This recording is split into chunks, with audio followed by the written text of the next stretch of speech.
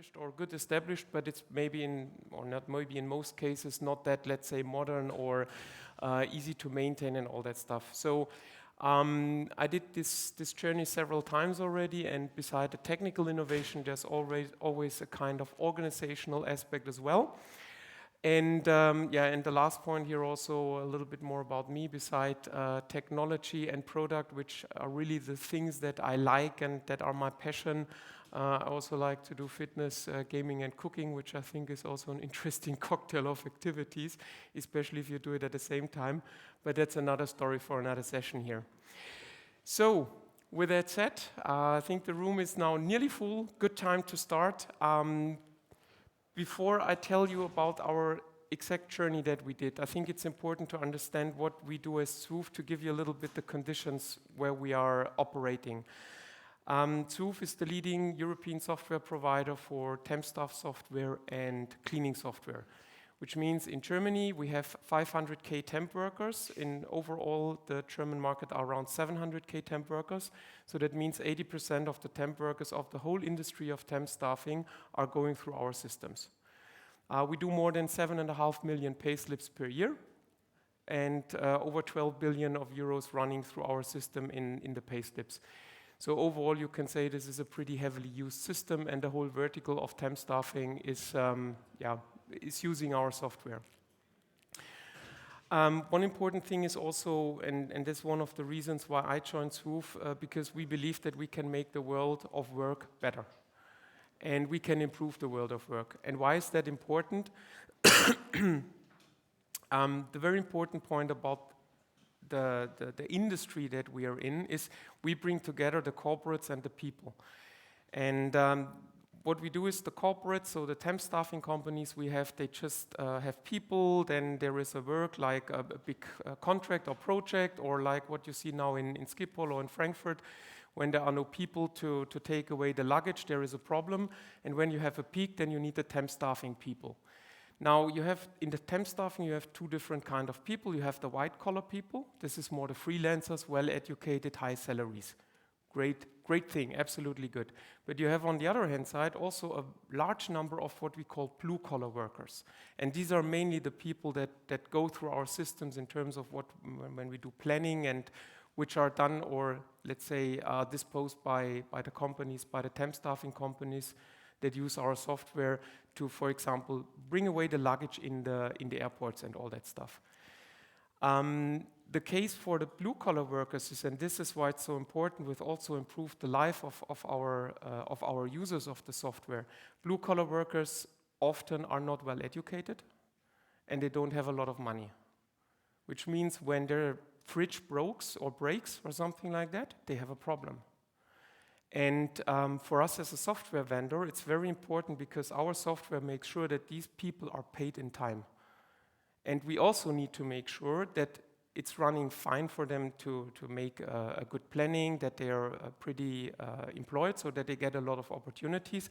But also there is the chance or the risk that they are misused, or that the companies are not treating them very well.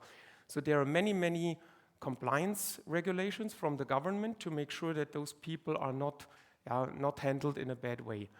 And this is also all done in our software, so we ensure with our software that the compliance is guaranteed. Now, why do I tell you now 5 minutes about the boundary conditions? Because this is the responsibility that we have as a software vendor and as a company, and that's in our software. So our software is compliant, and if we are not compliant, it's like a little bit like pregnant. You cannot be half pregnant, you're compliant or not. And it's also our responsibility to be really compliant, ensure that the people are paid, but also that all the rules are followed. Of course, also our corporates, our customers who use our system, they want to earn, of course, also money, and we need to make it in a usable and good way. But this is all the area or the conditions we are working in. What I want to say is we have 25 years of an evolved Delphi solutions, different applications for planning and creating orders and creating the bills, but also for doing the payroll. And 80% of the vertical are running through our system, which means that in Germany, if our system is, let's say, broke or if it does not work, well, the vertical have a problem. all in all, that means if we do a transformation from an on-premise, a monolith, whatever we do with our software, we need to be really, really careful because our responsibility is for many, many 100,000 people. So it's not what I call a Mickey Mouse system where you just have a green field and you play a little bit around, and if it breaks, yeah, okay, maybe then there is a chat not available. If our system breaks, people are not getting paid, and that's a problem. So what we do is we need to be really careful what we do, and it needs to work, and this is really, really important. Now, what we decided for the journey is how do we modernize? And what I want to show you now in the next minutes or explain is the journey that we did, which is a successful journey, so that's upfront what I can tell you. And maybe if you have the same challenge to do modernization and you don't want to break it and get a high probability that it works, then maybe you can also put out some of the things, some of the learnings we have here. So first of all, our journey in a nutshell, we started in an on-premise monolith environment, many million lines of Delphi code. Delphi is a pretty good development language, but maybe not built natively for the cloud, as you can imagine. And mostly it's run in a Windows environment, which means you can put it in, like what we did in the first step, you can put it in a Windows server hosting environment. The problem is that does not scale that well, as you can imagine. But this was one of the first steps we did, and then we said, okay, what we want to achieve at the end of the day is a real SaaS solution, because there you can innovate faster, and I don't tell you now the basics of why everybody wants to go to the cloud or why cloud-native architectures are good. If you're interested, we can have a chat later on, but I think that is pretty obvious. So we also want to have such a cool cloud solution in the future. And what we did is, or what pattern we see as a very, a very important, a very good one for our case is the strangler approach. So whom of you have heard about the strangler approach? Oh, perfect, I'm done. It's great. Okay, I don't need to explain the strangler approach too much. I keep it very short. So I really like it because it's an iterative approach, and you have the monolith, and all new stuff that you just create on top in a separate microservice, whatever you want. You connect it, and you make sure that you don't touch the monolith too much. In my experience, never touch a monolith. Don't comment out code, whatever, do a bit test automation and make sure it somehow runs. But make sure that over time also, it does not grow, but it shrinks. And this is a pattern that, in my opinion, is especially if you cannot do an all or nothing change, like in our case, because we have compliance, we have certifications when you do the payroll system, there are certifications from the government, you don't get them in a week, it takes years.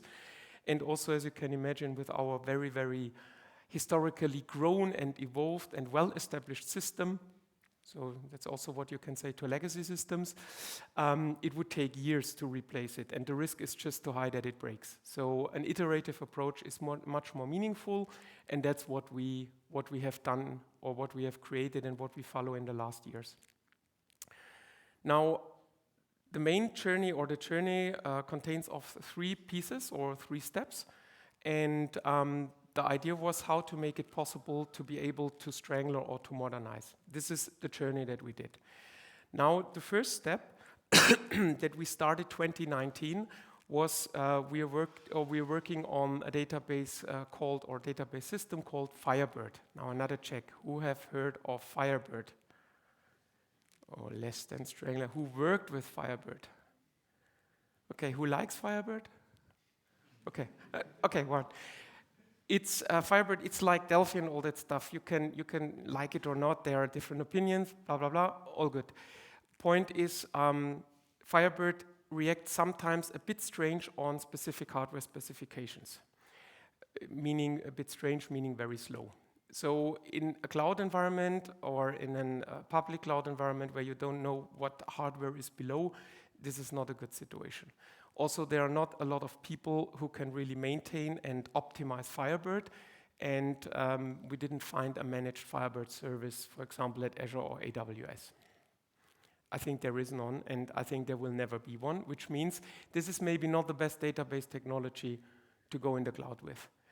So what we said, okay, we need here a more standard approach, a more standard database, and we decided to go for Postgres. And we started, I think, 2019, and we finished last year. So we deploy that now, which is one step to make it technically realistic to run in the cloud, which is the first step to do. Great. Good point. The second thing is, it's not only a database that you work with in a solution, you also have, of course, a front end and an application layer or a way how to operate the system. And typically in Delphi, what you do is you install that and you have everything in one. It's more or less a 1.5 tier architecture, how I call it. So what we said is we have these, let's say, very long-grown, evolved systems, processes, which are also maybe not looking that sexy anymore. So what we did is we create a React-based front end, and also we did, beside to making it looking more nice, which is good, but also to make it leaner, to really cut off some of the edge cases we have developed over 25 years. So we did that, and the deployment that you see here, it says Delphi headless, what means you can run with multiple users on one instance. So that means not everybody have to install his own Delphi instance on the browser. You can run it in a container. That was the initial idea. So you bring it to the cloud, and a lot of people can work on it. From a front-end perspective, what we did is we put what we call red thread of temp staffing. These are the 70% of the tasks that every customer needs. We put that in the web front end, which means most of the users can work then mainly or nearly completely in this environment. So that was the first idea when we started 1.5 or 2 years ago. We also tried from a deployment perspective a hybrid approach, because for the red thread of temp staffing, everybody can work in the web, perfect. And if you have then the cases which are not happening that often, you have to install your Delphi environment, and you do that in a Windows Server hosting or whatever. There were some ideas we had, but that was a starting point. So this was the first step, and the key, let's say the key point here was Postgres. This was really the enabler. So you need a database. Without a database in the cloud, it does not work. Then we come to the second step of the journey. When I came to Zvoove last year, I just said, and I had this crazy idea, I want to have everything in one place. And I remember some of the guys sitting here, they called me insane or that I have drunk too much when I said I want to have Delphi in a browser. And they all told me, you're crazy. Whatever, you drunk too much. So doesn't make sense. Did I mention we have 10 million lines of Delphi code in our solution? And to bring that in a browser, it's courageous or crazy. You can call it whatever you want. But at the end of the day, the important point was, beside the database, which was in a rollout then, and everything is good, we just found out that the complexity of our system is very high. And when you make a hybrid deployment, you have the problem. On the one hand side, you have the nice new front end, yes, but you still have all the problems of this old, let's say, Delphi stack. You need to connect or ensure the sync of the database, and you still need to deploy for some users, all that stuff. And the users then have the split of the solution. So in one time you have the web browser, and on the other hand side you have your, I don't know, VPN, Citrix, whatever you use. That's not good. So the idea was to bring it all in a web browser. We did it. So it's really crazy. We did it. Why did we do it? We just checked. So or the whole organization, we didn't accept the no, it's not possible.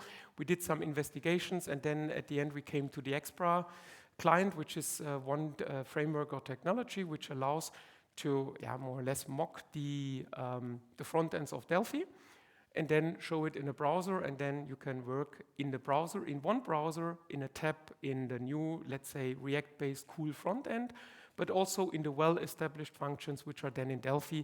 They look the same as they did before, so maybe not that sexy, but hey, the functionality is there. And for me as a user, I combine the old, existing, established functionality, compliancy, blah, blah, blah, with the cool new stuff. And one more trick here is, if we do now the strangler approach, and we extend new services or whatever, you just add a link, because you can do that all in one browser window. And that's one of the important things that we did. The other thing is we found, and I will talk about the deployment a little bit later, but we found also a way from a meaningful cost perspective also to deploy everything in the cloud, which makes it even more cool, because we don't have only 10 million lines of code Delphi in a web browser, we also have it in the cloud, in a scalable way operated. But what we did here and what was the first step is the Xpra. This was the framework to make it all available in one place. And that's the key point, in my opinion, for the second step we did. And then now this was mid of 2021 until end of 2021. So it was around 6 months where we did a lot of POCs, and a lot of people were surprised how good it worked. We were, to quote here, we were looking for problems that break everything down, but we didn't find them up to now. Today we have 5 customers running completely in this environment. So yes, it works, but we're still, of course, this year in a pilot phase to ensure that it scales. And that's the job that we need to do now to make it really scale for many thousands of customers that we have. And that will be rolled out in the next year. So my assumption is it will take maybe 2 to 3 years still to be then on the majority of our customers in this rollout or in this deployment. And that's also one of the learnings and important recommendations when you have a solution and you have POCs that you see it works, then bring it immediately to customers, let them try and then learn and see what you really need to make sure or what you really need to do that it works. And this is what we do this year, and next year we will then, let's say, grow and scale heavily. And the point here is we do everything in Azure. So, which is pretty cool as long as there are resources. So may you have heard that in the last weeks, there were some shortage of resources availability, at least in the German Azure subscription where we are in. But let's cross fingers that will not happen again in the future. But if there are resources, we will be able to scale. So that's the good news. Okay, so a little bit more technical part. I think many of you already waited for that. So what is the magic? We do everything in a Kubernetes cluster, which is pretty cool. The idea, and that's what you see in the lower right part, from a setup is for the headless Delphi part, which means many users can work in one instance of Delphi. This is also in a container, and you just consume that. I think that is it's pretty cool, but it's not the real trick. The real trick is what we here call PDL now. PDL stands for Personaldienstleistung, which is the German term for temp staffing. So this is the name of our software solution. This is the Delphi monolith. Very big part. Now, what we do is we deploy that in a container. No surprise. What the challenge or what the trick here is, and may you remember the title where we're saying with Wine. Wine is a container which is more or less in a container where we emulate Windows. We need Windows because that's how we deploy our Delphi solution today. And the problem is Windows is not really cheap. We have a lot of small customers. So if we provide it in Azure either, or we go to AWS, it doesn't matter. And if we would then go and run a Windows instance for every customer and all the cool stuff around Windows, you need to make that run. There would be only one winner in this game, and this would be Microsoft, because they earn a lot of money. But our customers, they simply can't afford it. It's too expensive. It's way too expensive. So what we did is we found a way with a Wine container to deploy that, which are way cheaper. We deploy our whole environment or the whole Delphi environment there, and we make it possible that people can work in the now as well in the same environment for the next world. And the next world is this cool, what I talked about, red thread of temp staffing, React framework, looks cool, looks sexy, looks nice, blah, blah, blah, you name it. What you can see also here on the slide is on the lower right part that everything goes on the same database. So now the cool thing with that is it's very easy to sync because it's the same database, so you don't need to copy it or whatever. Which is also pretty cool because the customer says, hey, I only need to maintain it once and then it works. The problem with that is this is not really Strangler. And also this is not really shrinking the monolith, or it's maybe a light version of it. And that's true. So now everybody look what's happened. That's true. What we did is in this first place, we did, of course, some refactoring or restructuring of the database structures, but what we did not so far is that we completely broke up the database structure before. We changed it a bit, and we will do that over time now, because what our journey is that we build the foundation and the fundament that we can now strangler when we want. We have, when you cut off some pieces, my personal opinion is that domain-driven design is a very good approach to do that. We have some features like work time capturing or something like that you can build then really as a service. And there we add then also, of course, different databases and real services which shrink the monolith. But the situation that we had so far is that because of the compliance and the conditions we have, we decided to fully focus on building that fundament, and now we are able to strangler when our system can scale as we want. So this is the idea, and it's not a black or white, and this is also what I want, or what was one of my learnings in many projects. It's never black or white, and you never will follow theory because someone life hits you. So we have now the foundation. We have a pretty cool environment, and if you're interested in more details here, we can have a chat later on. But in a nutshell, what we have is Azure-based Kubernetes environment where we have our full software that we deploy for our customers, and they can access it anytime, anywhere, any place. And I think now I have everything. Good. So this is the rough journey from the steps that we take, and some key learnings that I think are really important and that could more or less fit for every modernization or SaaS project. When you look at the SaaS project, I think one mistake you could make or you should avoid is not look only at the product or at the technology part. There are different aspects you should consider. And we highlighted here some of how the project is also structured and where we want to ensure that we don't miss anything. So I think the product part, which is in the upper area, is pretty clear. You need to know what you develop, what you want to transform, what you want to modernize. I think that is in most projects not a problem. That's a starting point. But also security, I think, is a very important point. We see in today's world with a lot of conflicts, increasing number of security attacks, you should take care of security. It's a wise decision, especially before when we started, we had a lot of with the Windows Server hosting VPN connections. There are a lot of things from security are taken care of with VPN and all that stuff. If you go to an Azure-based environment, even if you have MFA, so multi-factor authentication behind it, it's a bit more open, so take care about security. I think it's a good idea. Commercial, also something that from a technology perspective, I don't like that stream, but it's an important one because if our customers like the example of Windows licenses, it's pretty cool, you could do a lot of stuff, but if customers can't afford it, you build something for the shelf, and we don't want that. So take a care also of the commercial stream. Think about commercials. Who can pay it? Does it make sense for the customers to pay it? And what can you do to provide from a commercial perspective, meaningful and most efficient way, a deployment for your customers, for example? The infrastructure operations, I think that's also more or less self-explaining. You need to operate, you need to be able to scale. That's also very important, especially if you have several thousands of customers like we have. Process and governance, that's one of my favorites. You need to have the gatekeepers to ensure that everything runs as it should. So access to data only if there is an incident from a customer. What happens when a customer wants to go? What happens when a customer is onboarded? So it should be not by chance happening something. Everything should be defined. And that's also, of course, important if you go from let's say, from an on-premise world into a more operations and SaaS world.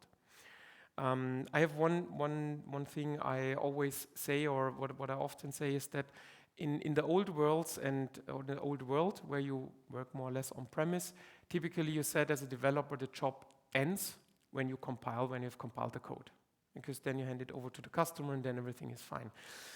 In the new world, which I would say is my world, the job starts when you compile, because then you operate the solution and then the fun part starts. But this is a journey, and this is one part also of transformation that is important to consider, in the same way as the last stream here, the service description, or you could call it legal, where you define what service you provide in what way. And you just make sure that also customer contracts and processing agreements, I think it's DPA called, and all that stuff works. So things you need to do. So key message here is it's not only technology, there are a lot of things that need to fit together, and what I really like about that visualization is you can't just, let's say, put security out and say, hey, it will run. It all relates to each other. So think about the things here, at least that are here mentioned, and there's a high chance that your modernization project will run on all dimensions. Now, this was the project setup, and we had 3 key learnings that we made in the project, which I think are also very important, what you need to follow or patterns that you should follow to be successful in your modernization project. And before I tell them, whom of you will soon work on a modernization project or is working on? Okay, good. Now listen carefully. First, have courage. It's true. It's true. Have courage. If I would accept every first no I hear, I would not stand here. Be not afraid of failure, because you will fail. And we did also try some things which never ever worked. But have courage. If you have a good idea, if you want to modernize, hey, try. Try to bring Delphi in a web browser. No, that does not work. It works. Try. Have courage. Never accept the first no. After the 500 no, maybe you should rethink. Okay, no? You know what I mean? But no, not the first no. Think about what you really want to achieve. Investigate. Work with proof of concepts. And if you fail, hey, you fail, but try again. Try something different. Without courage, you will not succeed, especially you find not the real cool stuff. Second thing, second key success factor, commitment. So I really like this visual as well. This is like in the boat. You will never have a flat surface. You will always have waves coming in. So very important is that the team, that the people, the project sits in the same boat. They go in the same direction. They row in the same direction. It's very important that everybody's committed and going in the same direction. Because if one is rowing in the other direction, that's not really helpful. And what does that mean? Translated to a project for modernization. That means that the whole team, the whole organization needs to say, yes, we are committed. So I'm the CTO of Zvoove, and if I'm at the Christmas party and say, hey, now we're a SaaS company, that's pretty cool. And everybody will say, yes, good, here, next year. That's not enough. So all areas, like from all levels, the C-level, the managers, the team, everybody must be committed. And that means also not just say, hey, we do now a modernization, or we're now a SaaS company, or whatever. That means failure, like what I said before with be courageous. Maybe you do some failure. It comes for a cost. So the POC that we did, that costs some money, and maybe it fails. So we need to be committed on all levels. Also, maybe the people who worked before, like compiling, and the job is done. Now, 2 a.m. in the morning, something breaks, they get called. Maybe in the beginning you don't like that, but I mean, it's a different way how to operate, how to work. The good thing with that is, what I personally like is, if you make a mistake and you wake up 2 a.m. in the morning, or you get waked up 2 a.m. in the morning, you will never ever make that mistake again. So I really like that work model. Okay, so really important, get real commitment, not only blah, blah, you need to be committed with all pros and cons. And if everybody is committed, you have a very high chance that you are successful, because everybody is going in the same direction. And then last but not least, a great team. So there are some selected people that were way more working on that, but for those who are listening or watching the stream later on, and some of you guys are also sitting here in the room, a very, very big thank you to the team, because without them it would not be possible. And please, an applause for the team.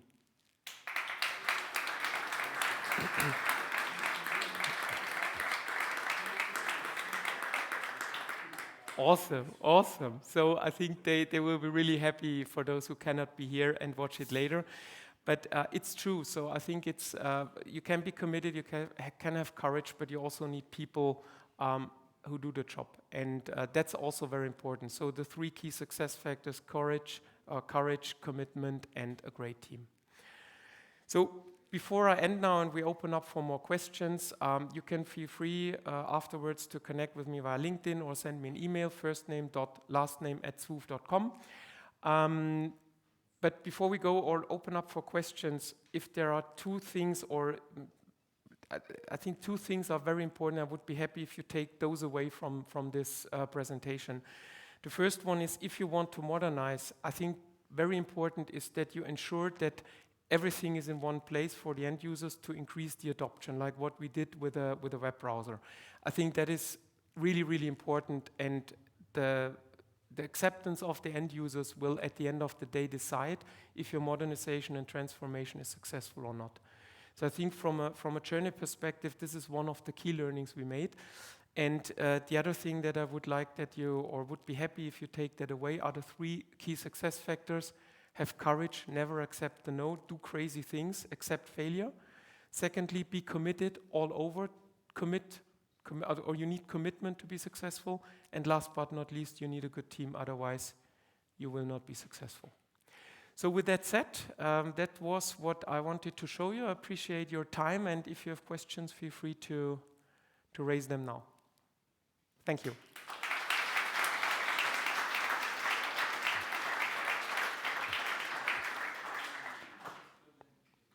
Thank you so much for sharing your insights. We have a first question. Thanks for the great talk. Sounds really intriguing. The wine part, super interesting. So I would naively assume that the organization might be coming from a place where you have one group of people developing software and then another group of people who's responsible for operations. Yeah. But then the architecture you showed doesn't lend itself to that model, probably, I would assume. So what have been the large challenges there? I mean, you already mentioned people being paged in the middle of the night who aren't used to that. What's going on? Officially, that's not happening because we don't develop any bugs, of course. No.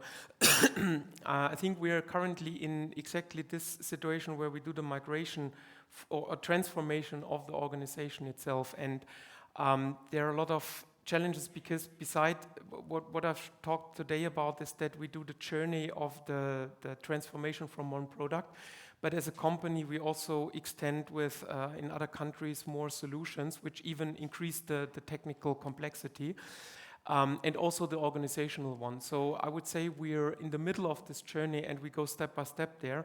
And we are not finished yet. So I think this is one of the challenges, as you mentioned, to make also mindset change, and that takes I would say months to years. So and yes, it did not work perfectly, and we're still, let's say,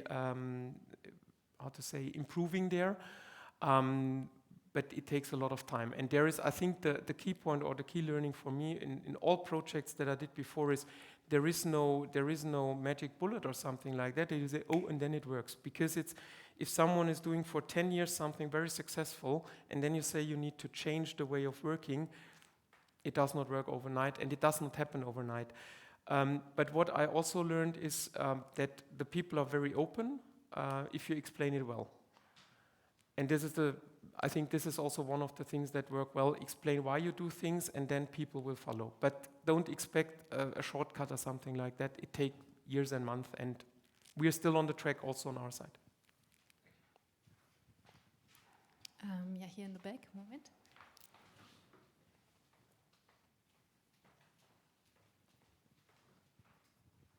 Hi, thanks for your great talk. You said you worked on this migration for several months or even years. I think it was 1.5 years. Have you done feature development during that time with that certain team working on the migration to the cloud? So have they been distracted by feature stuff?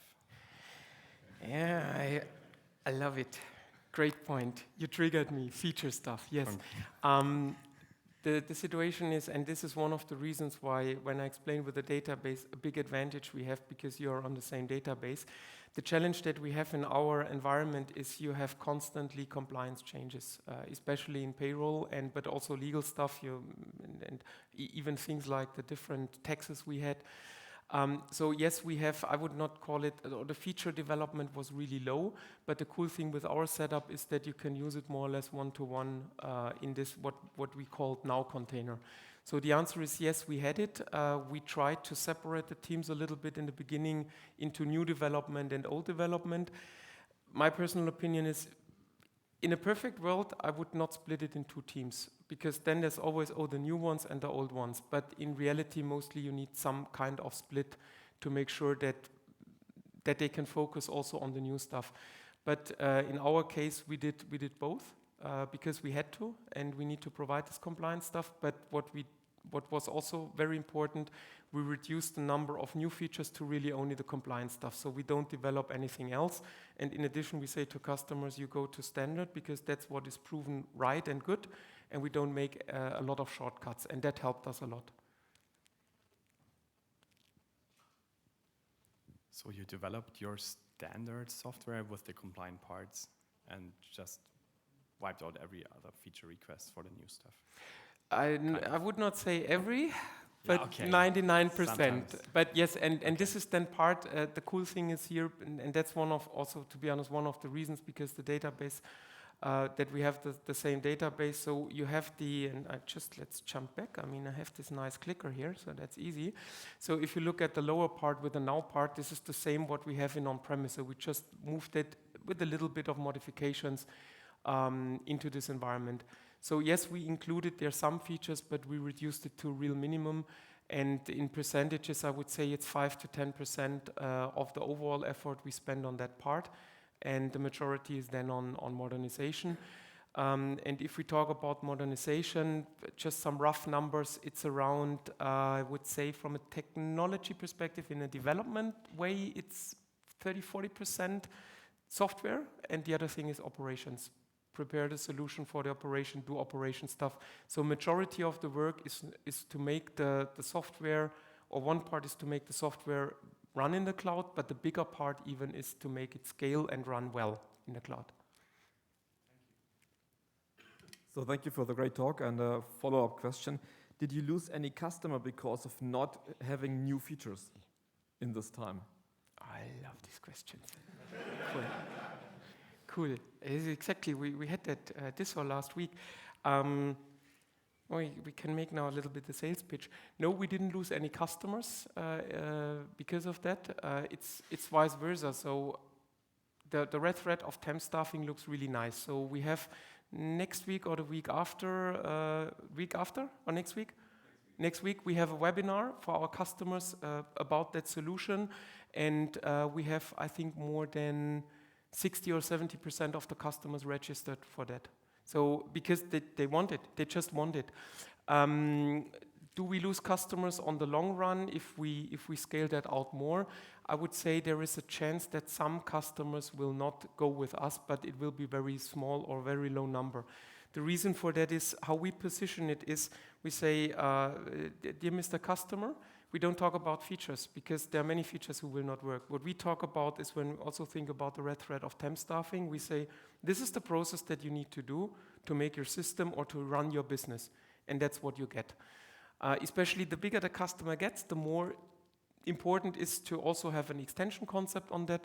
But also with the mixture that we have this existing capability, we could, I don't have a real percentage on that, but a very high percentage of the previous capabilities still work. Some things does not work in the cloud, like you cannot access your local printer with a DLL.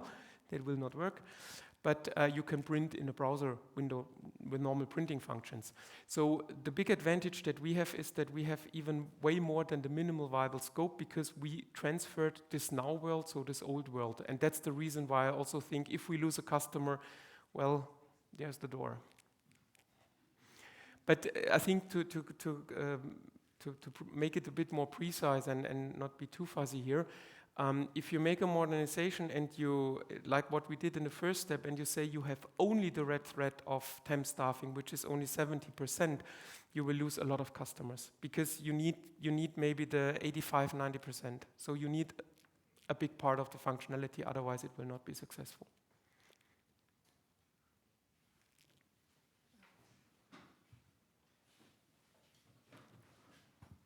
So I think one part of your solution that's probably pretty challenging is rolling out a new version of your software to thousands of different customers.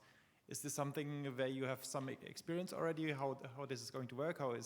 If this is something that breaks frequently for this one special customer that has this one special setup?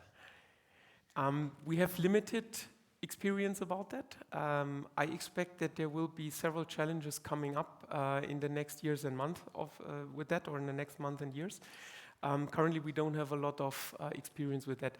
The good thing with our solution is that you have a lot of configuration, but the code is more or less even all or a lot of customer wishes are in the code, so it means it's more or less one code line, which is good. But I expect some problems to come, but we don't have real experience here. So I think the big challenge is in the beginning to tell the customer this is the database you make, and what we do is now technically we have the Firebird customers, or Firebird database, we migrate that to Postgres, and then you say, hey, here you go to the cloud, and then let's see what happens. Maybe next year I can tell you a little bit more. But I expect there will be some challenges, especially the bigger the customer get, the more they have around specialties. Maybe which is also interesting, what we have on top of this is a concept what we call the hub, which means that you have a way to extend or be a little bit more individual. And that's also what we're working on, especially for the bigger customers, that they have in the future also an ecosystem or in our ecosystem to have the flexibility to add, for example, own web services or whatever. And then also some of our customers want to have their local banking program. So we think about how with partners that they can do the hosting part for them. But what we do from our software is pretty clear and pretty hard to say this is now the standard software, this is how it works. And we just convince the customer that it's better because it's then stable and you don't have exactly those problems. And to be honest, it works pretty well if you explain it well. And otherwise you have problems otherwise. Be hard there and have a better life. Thanks for the talk. I have a question. Who are your competitors and how is your solution different to their solution? Yeah, there are several competitors. We have, so if we look at this solution in the German market, we have, as said, the market share of us is 80%, so they're really, really small. The only thing what we see from competitors in the temp staffing market, which are really, let's say, focused on that, the only thing what they provide is, let's say, hosting solutions. So it's not really a real, what I would call, cloud solution. You have some general players like if you Personio or some things, or even SAP, which are really broad, but they are not really focusing on our industry. So in our industry, I would say this is at least 2 steps further than the others. Okay, if we have no more questions here, do we have something from Slack coming? Okay, then thank you so much again for the talk. Thank you.